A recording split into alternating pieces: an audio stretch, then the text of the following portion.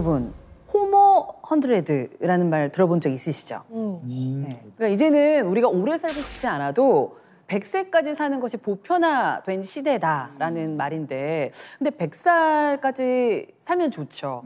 그런데 우리가 제대로 걷지 못하고 제대로 먹지 못하고 제대로 이렇게 살지 못하면 그건 100세까지 살더라도 참 고통스러울 것 같다라는 생각이 들어요. 그건 안 되죠. 네. 이제 걷지 못하는 건요, 고통보다 우리는 슬픔이라고 얘기를 합니다. 맞아요. 그래서요, 미국 질병통제예방센터에서는요, 고령화 시대의 신장병과 함께 무릎 관절염을요, 인간의 사회활동을 제약하는 가장 치명적인 질병으로 꼽기도 했는데요. 한 주에 따르면 2020년 기준 퇴행성 관절염 환자가 약 5억 9,500만 명 정도. 30년 전에 비해서 2배 이상 증가한 수치고요. 근데 더 중요한 건 이렇게 계속 증가하잖아요. 2050년에는요, 약 10억 명입니다. 즉 8명 중 1명을 기록할 것으로 예측이 됩니다. 어머니가 원래 피아노 전공이셔가지고 손을 굉장히 많이 쓰셨는데 요즘에는 막 손가락 마디 아프고 요 손을 움직이시는 거랑 뭐 이렇게 팔목도 그렇고 이 2022년에 그 EU 국가들에서 무릎 치원술이 2012년 대비 30%가 증가한 걸로 조사될 만큼 이게 좀 전 세계적인 그런 추세라고 하면 추세라고 해야 될지 아무튼 진짜 큰 문제인 것 같습니다. 네. 한국도 만만치가 않습니다. 자, 우리가 특히 무릎 관절염은요, 유병률만 보면 전 세계에서 한국이 가장 높게 나타납니다. 자, 국내 퇴행성 관절염 환자가요, 2022년 기준으로 약 417만 명인데 이게 어느 정도냐면요, 부산 광역시 인구가 327만입니다. 그보다 더 많다니 엄청 심각한 거죠. 그럼 뭐라 그래야 되나? 이런 말 해도 되나? 이놈의 관절염이. 이놈의 관절염이 아주 문제네. 제가 무릎이 좀 많이 최근에 아파졌거든요. 그리고 사실 저희 친정 어머니도 엄마도 93세세요. 93세세인데 제대로 걷지도 못하시고 통증도 막 심해지셔서 양쪽 다 인공관절을 수술하셨어요. 그러다 보니까 이제 엄마가 그러니까 나도 그런 거 아닐까 하고 살짝 고민이 돼요.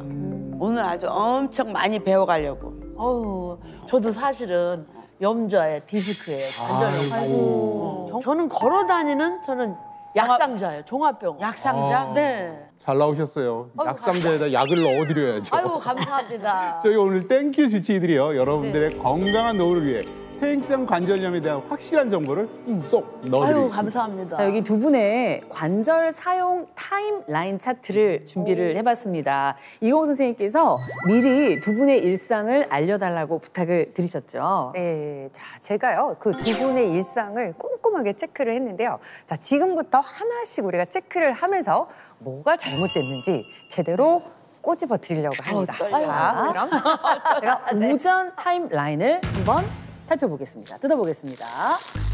자, 하루가 힘들어서 일주일이 힘들고 일주일이 힘들어서 한 달이 힘들고 한 달이 힘들어서 1년이 힘들어.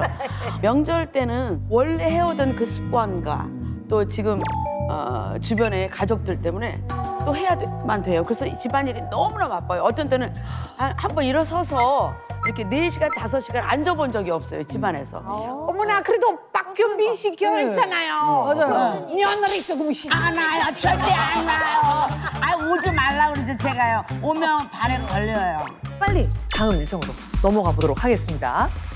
손주가 제가 넷이 됐거든요. 근데 저희 부모님은 바로 위에 계시고 현빈이는 바로 옆동, 바로 앞에. 아이고. 이렇게. 아, 너무 가까워도 문제인데. 일이 많으시죠. 문제가 아주 크죠. 근데 아이들이 할머니 지금 어디예요? 할머니랑 놀고 싶어요. 그러면 제일 먼저 무릎 보호대, 양쪽 손목 보호대, 그다음에 양말도 좀 두꺼운 거 이렇게 신으면서 각오를 딱 하죠. 저녁 타임라인을 한번 살펴보겠습니다. 저녁에는 어떤 활동을 하시는지. 아무리 기계들이 좋아도 분류는 또 내 손으로 해야 되니까 그런 것도 돌리고. 형님, 저 만송이는 저녁에 집에 오면 할 일이 엄청나게 많은 게 눈에 보이잖아요. 그냥 한없이 앉아서 TV를 보면서 또 그 속에서 아 저런 또 활동도 있구나, 저런 생활도 있구나. 소파에서 쉬신다는 거죠? 소파에서 쉬다 보면 거기서도 나도 모르게 바닥으로 내려와서 소파에 기대가지고. 맞아요. 아이고 우리 남편이랑 똑같으세요.